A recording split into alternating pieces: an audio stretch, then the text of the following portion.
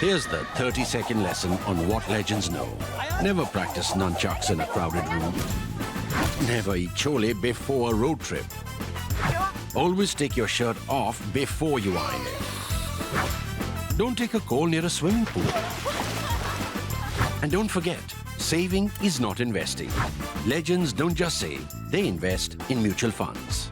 Mutual fund investments are subject to market risks. Read all scheme-related documents carefully. Let me start this episode of Politically Correct with Prime Minister Narendra Modi's two speeches after the election results. The first one was at the BJP headquarters, shortly after the results came on Tuesday. Addressing the BJP workers, he said that the people showed full faith in his party in 2024 Lok Sabha elections. His body language and facial expressions, and also those of leaders sitting on the dais, belied it. They looked glum, almost in disbelief. The smiles were faint. Modi invoking Lord Jagannath was in order, given the BJP's spectacular show in Odisha.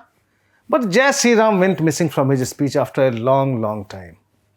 He hailed the NDA's performance under the leadership of Chandrababu Naidu and Nitish Kumar. Remember the last time he named a partner in his victory speech? I don't remember.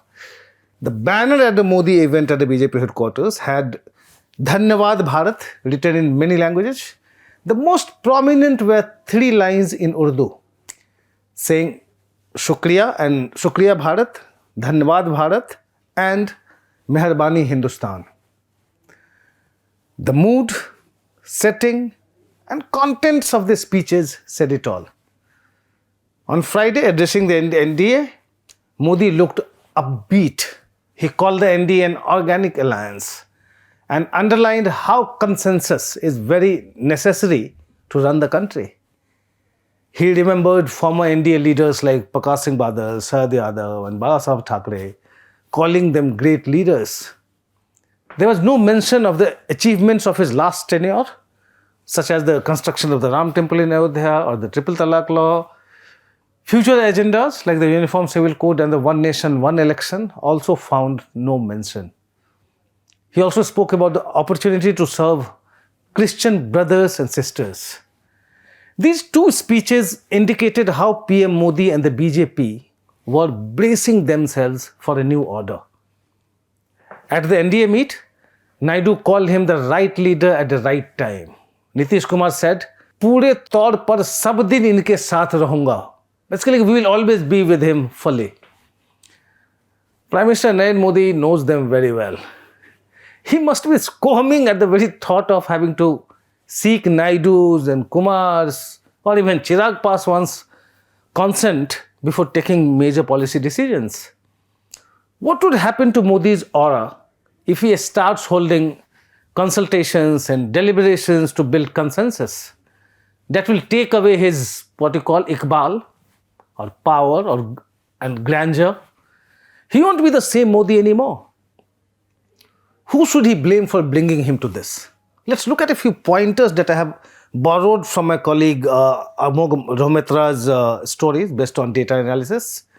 The first one, the BJP won 72% of the 132 seats in which it had dropped sitting MPs, and it won 66% where it fielded incumbent ones. Of the 132 MPs who were dropped in 2024, 53 had won with a margin of at least 3 lakh votes in 2019. Second point, 110 of the BJP's 441 candidates in this election were those who joined the BJP during the Modi era.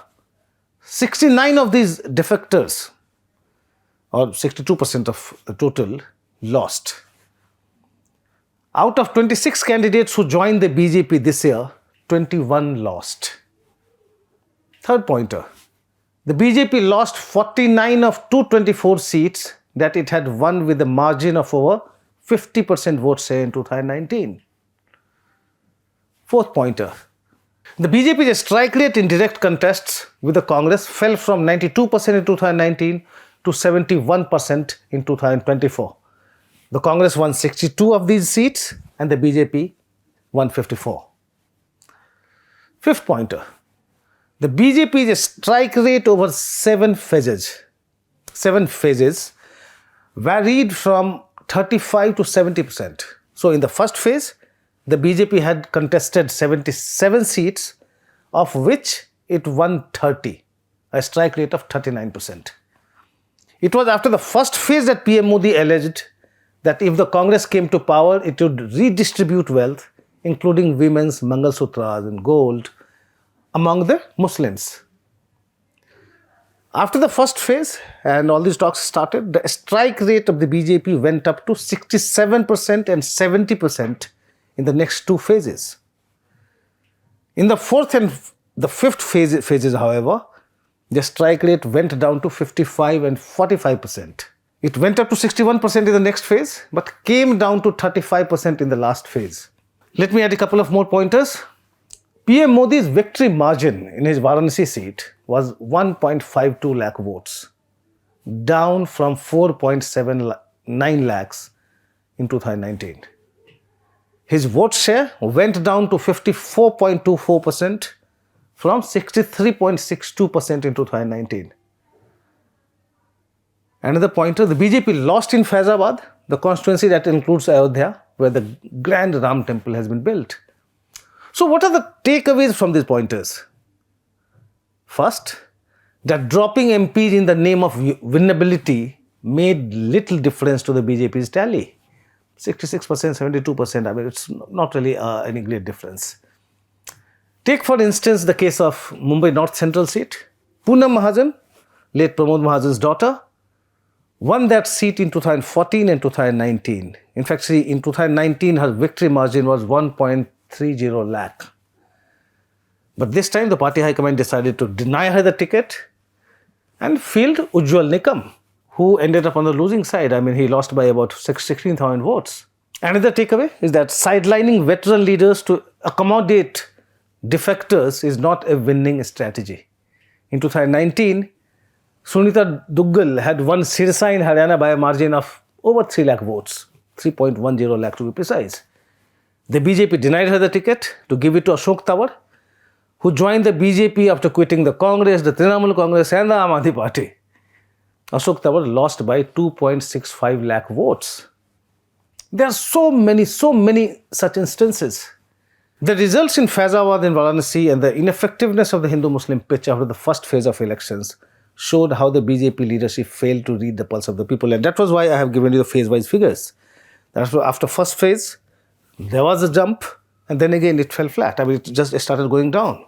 The BJP strategists didn't realize that some BJP voters were getting so disillusioned with the party that it lost 49 seats where it had got 50% vote share, over 50% vote share in 2019. Such a reduced victory margin in Varanasi must be hurting the Prime Minister. There has been a whisper campaign about a possible internal sabotage in Uttar Pradesh, where the party's tally almost halved from 62 in 2019 to 33 in 2024. But the fact is that Chief Minister Yogi Adityanath had no say in the ticket distribution. The BJP High Command appointed Baijant Panda, Jay Panda, the party's election in charge in UP. He was then asked to contest the Lok Sabha election in Odisha. Now Jay Panda had to shift his focus to Odisha, while he was supposed to be running the campaign in UP. Sunil Bansal, an Amit Shah confidant, who does not get along with Yogi Adityanath, virtually took charge of the UP elections. What was also surprising was the silence of the BJP High Command on AAP leader Arvind Kejriwal's conspiracy theory that CM Yogi would be removed after 2 months after the Lok Sabha elections. And we have discussed it earlier also. Many BJP leaders believe that it might have prompted Yogi fans to recalibrate their voting strategy. Similarly, in Rajasthan, the party high command decided not to involve former Chief Minister Vasundhara Raje. The BJP's tally came down by 10 in that state. Well, I mean, there are similar stories in many states. What was surprising was BJP President JP Nadda's virtual repudiation of the RSS with his suggestion that the BJP does not need its ideological patron. It needed the ideological patron earlier, but it was no longer the case as the party had become strong. Nadda is not known to say anything without Modi Shah's approval. If he deviated from the given script, the party certainly did not try to correct it. A section of the BJP leaders believe that the party received a blow in this election because its Ram temple plank did not click. The fact, however, is that there were so many questionable decisions on the part of strategists, from denial of tickets, reward to defectors, undermining Modi's development plank by resorting to communal rhetoric and internecine battles to fix mass leaders. It's unlikely that PM Modi was a party to many of these decisions. As the BJP chief campaigner, he was focused on addressing rallies, holding road shows, and responding to whatever suggestions and feedback party strategists gave him. These strategists, not Lord Ram, let PM Modi down. Once the government formation exercise is over, the Prime Minister may want to call Amit Shah for a candid chat to understand why the party let him down. That's all from me in this episode of Politically Correct. Thanks for watching.